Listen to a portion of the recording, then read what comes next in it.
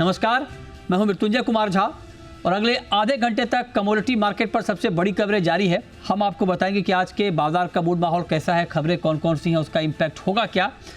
लेकिन आज की चर्चा की शुरुआत हम एक दिलचस्प एनालिसिस के साथ करना चाह रहे हैं और पाम तेल को लेकर बहुत चर्चा हो रही है। पाम तेल में बहुत ज़्यादा उतार चढ़ाव है। पहले पाम तेल के दाम बहुत बढ़े, प्रीमियम ऑयल बन गया पाम तेल, उसके बाद फिर गिरावट आई, तो ओवरऑल मार्केट काफ़ी वोलेटाइल है। अब यहाँ से आगे पाम तेल की चाल क्या होगी, इससे पहले भी हमने कई बार आपको फंडामेंटल बताए हैं, लेकिन आज हम पाम तेल के जो फंडामेंटल हैं उसके ऊपर बात करेंगे और साथ ही हम बात करेंगे कि टेक्निकल चार्ट पर न्यू टेक्नोलॉजी के जरिए जो एनालिसिस की जा रही है पाम तेल की, उसमें पाम तेल का प्राइस क्या निकल कर आ रहा है। तो इस पर बात करने के लिए हमारे साथ दो खास मेहमान इस वक्त जुड़ रहे हैं। हमारे साथ हैं संदीप भान साहब, जो कि CEO हैं HD गथरी इंटरनेशनल ऑयल ट्रेडिंग के, और साथ ही हमारे साथ हैं नागराज मेडा साहब, जो कि चेयरमैन हैं ट्रांसग्राफ कंसल्टिंग के, जो चार्ट के जरिए, टेक्नोलॉजी के जरिए ये एनालिसिस करते हैं कि प्राइस आगे क्या होने, प्राइस फोरकास्ट बेसिकली वो करते हैं। तो आप दोनों का बहुत स्वागत है। भान साहब, पहला सवाल तो आपसे यही कि मार्केट बहुत वोलेटाइल है, जरा हमें फंडामेंटली आप बताएं कि पाम तेल यहाँ से जाने किधर वाला है। देखिए मृत्युंजय जी, अभी जो लेट पाम तेल में चल रहा है कि we are still in a low stock months. Malaysia में अभी स्टॉक्स खाली 1.7 मिलियन टन है, प्रोडक्शन अभी भी नीचे है, जो सीजनल है, जो मार्च में भी फर्स्ट हाफ अप्रैल तक लास्ट करेगा, उसके बाद से प्रोडक्शन बढ़ता जाएगा। अभी नियर बाय में मैं देखे तो थोड़ी सी शॉर्ट सप्लाई है, बट आने वाले महीनों में ये सप्लाई बढ़ जाएगी। आने वाले महीनों में सप्लाई बढ़ जाएगी, ठीक है, ये आपका फंडामेंटल नज़रिया है। टेक्निकल नज़रिया नागराज मेडा साहब आपका क्या है, जो कि आप बहुत ही टेक्निकल चार्ट के जरिए इन डेप्थ एनालिसिस आप करते हैं, तो आप बताएं आपको क्या लग रहा है पाम की चाल। अच्छा, टेक्निकल चार्ट के बेसिस पे मैं दो टॉपिक के अंडर में बताना चाहूँगा। पहला क्या है, एलियट वेव थ्योरी के हिसाब से जो पूरा रैली हुआ 3000 अप टू 7200, वो रैली को अभी करेक्शन हुआ 3200 रिंगिट तक। मार्केट पहला मई 2023 तक वो लो हुआ था। अभी जो 2023 से अभी तक जो हुआ है वो रिवर्स करेक्शन है। हम उसको बी वेव बोलते हैं एलियट वेव के एनालिसिस के हिसाब से। अच्छा, तो 5100 रिंगिट के आसपास जो हाई हुआ है वो मीडियम टर्म का हाई प्लेस हो चुका है। अभी वेव सी नीचे आएगा, फिर वो वेव ये जो 3200 रिंगिट है वो टेक्निकली इवेंचुअली हमको ये अगस्त सितंबर तक वो 3200 तक आना चाहिए। अच्छा। लेकिन थोड़ा बाकी का मैट्रिक्स को समझ के हम सोचते हैं कि अभी का जो इंटरमीडिएट मीडियम टर्म पीक जो 5100 रिंगिट के ऊपर हो गया है, अभी जुलाई अगस्त तक जैसे फंडामेंटल का जो क्रॉप भी आएगा फिर वापस, जैसे संदीप जी बोल रहे हैं मार्च के बाद में, so by around July August we will reach around 3400 ringgit. वो मीडियम टर्म व्यू है। अभी शॉर्ट टर्म का बताना चाहेंगे। शॉर्ट टर्म में क्या है, ये वेव सी में जो 5100 से जो रिसेंटली 4150 तक जो फॉल हुआ है उसको हम वेव नंबर 1 बोलते हैं। अभी नेक्स्ट 2 महीने के लिए अप टू अनदर 1 महीने के लिए 4400 रिंगिट तक 4500 रिंगिट तक करेक्शन आएगा। उसके बाद में फिर स्लोली मार्केट नीचे गिरना शुरू होगा।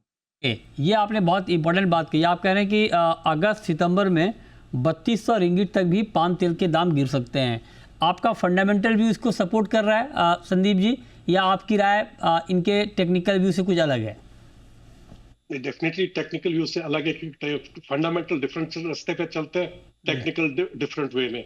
फंडामेंटल बेसिस पे अभी तो ऐसा लग नहीं रहा है कि कुछ आने वाले टाइम में इतना ड्रॉप आएगा, क्योंकि अभी जितना भी थोड़ा सा भी ड्रॉप अगर मार्केट में आता है तो इंडिया बाइंग में आता है। अच्छा, वर्ल्ड वाइड अभी पाम ऑयल वापस प्रीमियम में आ गया। अभी सनफ्लावर ऑयल सबसे महंगा है, उसके बाद पाम ऑयल है और उसके बाद सोयाबीन ऑयल है। अभी जब पाम ऑयल सोयाबीन ऑयल से नीचे आ गया था, इंडिया में $10-12 डिस्काउंट पे था, तो इंडिया ने बड़ी अच्छी बाइंग की। अब वापस पाम ऑयल $50-60 प्रीमियम हो गया, तो बाइंग रुक गई। अंडरलाइंग डिमांड हर जगह से है, अंडरलाइंग डिमांड ग्लोबली है। It's just that palm oil जब तक ये प्रीमियम बना रहा है तो वो डिमांड रुक जाती है, जैसे ये प्रीमियम घट जाता है तो डिमांड वापस मार्केट में आ जाती है। अच्छा, तो आप कह रहे हैं कि डिमांड के ऊपर ये डिपेंड करेगा। तो आपका व्यू क्या है सर? मतलब मैं आप चाहता हूँ कि short term, medium term, long term तीनों पर बात की जाए। शॉर्ट टर्म में संदीप जी आपका व्यू क्या है? प्राइस कहाँ तक जा सकता है? देखिए शॉर्ट टर्म में अभी आप जैसे मैंने कहा पाम ऑयल वापस प्रीमियम बना चुका है तो डिमांड फिर वापस स्लो डाउन हो गई है। सारा इंडिया डिपेंडेंट मार्केट हो गया कि इंडिया क्या करेगा। इंडिया पाम ऑयल लेने आएगा, अगर इंडिया पाम ऑयल लेने आएगा तो इस मार्केट को अच्छा सपोर्ट मिलेगा। अगर इंडिया में जिस तरह से इंपोर्ट्स घट गए, जैसे जनवरी में एक्सपेक्टेड है कि 300 साढ़े 3 लाख टन का अराइवल होगा, फरवरी में 4 साढ़े 4 लाख टन का अराइवल होगा, तो इस लेवल को देखते हुए ऐसा लगता है कि ये अभी सपोर्ट लेवल पे देगा इंडिया को। अच्छा, इससे नीचे जाना अभी बड़ा मुश्किल है, क्योंकि February month is virtually getting over, February shipments अभी है। उसके बाद मार्च में ईद का ये है, तो उसको देखते हुए थोड़ा नियर बाय में सपोर्ट रहेगा because of underlying low stocks. जब तक ये लोकल स्टॉक्स यहाँ पे मलेशिया में बढ़ते नहीं, हाँ, जब तक डिमांड का इतना ज्यादा इम्पैक्ट यहाँ पे नहीं आता कि यहाँ की सप्लाई बढ़ती जाएगी और ऑफ टेक होने रहा, तो ही प्राइसेस में कुछ दिखने को मिलेगा, otherwise palm will remain well supported. तो आप ये कह रहे हैं कि 4000 का सपोर्ट होगा सर शॉर्ट टर्म में, right Sandeep ji? Month two month difference है सर। अभी फरवरी शिपमेंट देखिए तो 4400 है, हाँ, 4500 के आसपास घूम रहा है। ओके, तो मार्च 150 रिंगेट नीचे है, मंथ ऑन मंथ 150 रिंगेट का डिफरेंस है। जितना आगे जाएंगे उतना ये डिफरेंस कम होता जा रहा है। ओके, जितना आगे जाएंगे उतना डिफरेंस कम होता जाएगा। तो आपका टेक्निकल चार्ट क्या इस बात को सपोर्ट करता है सर कि सिचुएशन थोड़ा टाइट रहेगा, नागराज मेडा जी? और शॉर्ट टर्म में कहाँ पर प्राइस आप देख रहे हैं?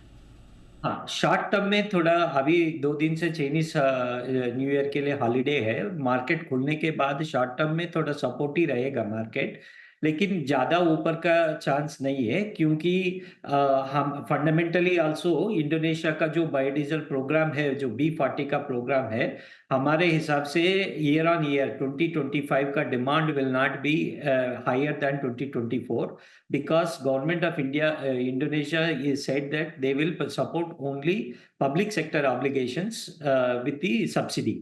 जो -$350 का मार्जिन का डिफरेंस है between the biodiesel versus the diesel, वो लास्ट प्राइवेट सेक्टर को अगर नहीं भरा, सो जो माइनिंग कंपनीज है, एयरपोर्ट चलाने वाले हैं इंडोनेशिया में, वो लोग डीजल ही खरीदेगा, इसीलिए डिमांड इतना नहीं आएगा। एंड मार्च 29 के रमजान के बाद प्रोडक्शन का पिकअप अच्छा होगा और लगभग 3 मिलियन टन का प्रोडक्शन इंक्रीज होगा ग्लोबली पाम ऑयल में। उसमें रफली 2.5 million turns will be increase in Indonesia palm production for the year 2025 and Malaysia में अनदर 0.5 मिलियन टन्स। ये जो 3 मिलियन टन का जो इंक्रीमेंटल प्रोडक्शन आने वाला है, अगर बायोडीजल का कंजम्पशन नहीं बढ़ेगा तो एक्सपोर्ट्स को बढ़ाना चाहिए। एक्सपोर्ट्स अगर पाम ऑयल तेल, सोयाबीन ऑयल तेल से एक्सपेंसिव है, तो demand will not be able to buy, इसीलिए प्राइस नीचे आके वो डिमांड को पाम को डिमांड खरीदना। राइट, ये बहुत इंपॉर्टेंट बात है, इस पर संदीप जी आपका टेक बहुत ज़रूरी है। नागराज जी कह रहे हैं कि इंडोनेशिया और मलेशिया इन दोनों जगहों पर उत्पादन बढ़ने वाला है और दोनों मिला के करीब इन्होंने कैलकुलेशन दिया है 2.5 मिलियन टन के आसपास का प्रोडक्शन बढ़ेगा। और वो कह रहे हैं कि अगर बायोडीजल में ये डिमांड कन्वर्ट नहीं होती है तो फिर एक सप्लाई सिचुएशन इंप्रूव होगा, जिसका इम्पैक्ट हम प्राइस के ऊपर देखेंगे। और ट्रंप भी आप देखिए ड्रिल बेबी ड्रिल का नारा दे रहे हैं, मतलब वो भी रिन्यूएबल के अभी अगेंस्ट दिख रहे हैं। तो ऐसे सिचुएशन, अगर ऐसा सिचुएशन बनता है तब आपको लगता है कि कुछ तेज़ गिरावट की संभावना बनेगी मान साहब?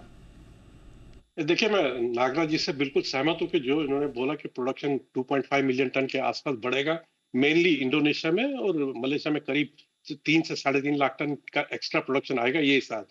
बट आई एग्री कि अगर ये डिमांड नहीं आती तो ये अंडरलाइंग सपोर्ट। सर देखिए palm has always been lucky, कहीं ना कहीं से कुछ ना कुछ हो जाता है कि जो बाजार को वापस उछाल देता है। अभी अपन इंडिया के दृष्टि से ही देखें तो इंडिया ने पिछले 3 महीने में करीब, जहां उनको 2.4 मिलियन टन लेना चाहिए तो उन्होंने 1 मिलियन टन के आसपास लिया है, वो 1.4 मिलियन टन की गैप है।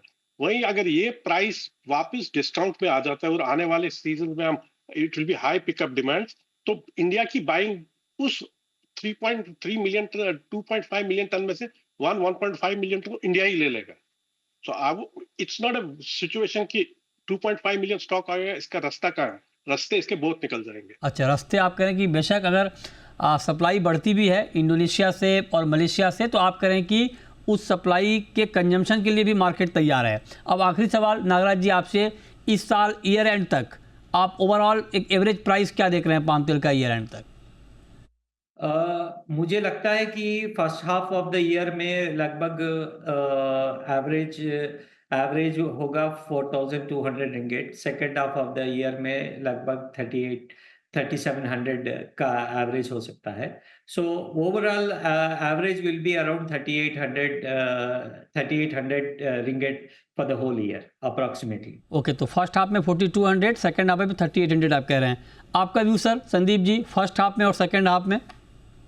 जी, इस मार्केट में आजकल व्यू देना बड़ा मुश्किल हो गया है। इतने बहुत ज्यादा वेरिएबल है, बिल्कुल, कुछ नहीं मालूम कौन सा वेरिएबल क्या कर सकता है। कुछ इफ एंड बट्स के साथ सर, कुछ इफ एंड बट्स के साथ, अगर ऐसा हुआ तो ऐसा हो, ऐसा नहीं हुआ तो ऐसा वाला कोई व्यू? ऐसा लग रहा है कि अभी जैसे नियर बाय में आप फरवरी महीना तो मान के चलिए 4,300 4,600 की रेंज में निकल जाएगा। ओनली 15 डेज लेफ्ट, उसके बाद हम वापस 42 4,500 में अप टू अप्रैल।